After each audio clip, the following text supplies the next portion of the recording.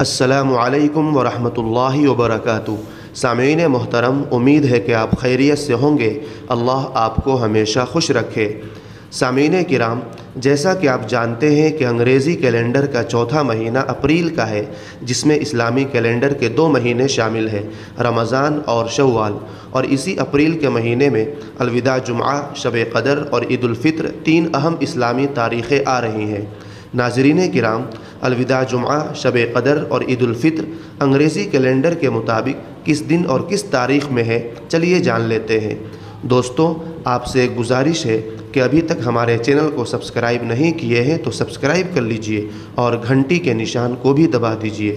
جزاک اللہ۔